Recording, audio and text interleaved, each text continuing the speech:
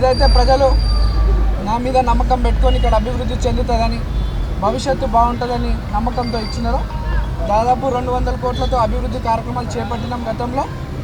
ఇప్పుడు ఈ యొక్క ఇంత మంచి ఆశీర్వదించినారు పెద్దలు ముఖ్యమంత్రి గారి దృష్టికి మా ప్రాంత సమస్యలన్నీ కూడా తీసుకెళ్ళి అన్నీ కూడా శాశ్వత పరిష్కారం చేయడానికి నిరంతరం కృషి చేస్తా.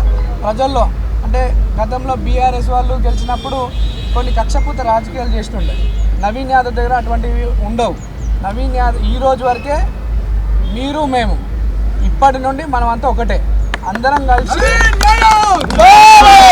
కలిసి మన ప్రాంత అభివృద్ధి కొరకు కష్టపడదాం, కలిసి పని చేసుకుందామని చెప్పి సందర్భంగా తెలియజేస్తూ, మరి మా అనేక దుష్ప్రచారాలు బీఆర్ఎస్ పార్టీ వాళ్ళు మా మీద నన్ను నా కుటుంబ సభ్యుల్ని అనేక తప్పుడు ఆరోపణలు చేయడం జరిగింది.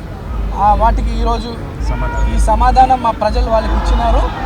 ప్రజలందరూ కూడా మరోసారి ధన్యవాదాలు తెలియజేస్తూ, అందరికీ కష్టంలో తమ్ముడుగా కొడుకుగా ఉంటానని చెప్పి తెలియజేస్తూ, పత్రికా సోదరులు, మీడియా సోదరులు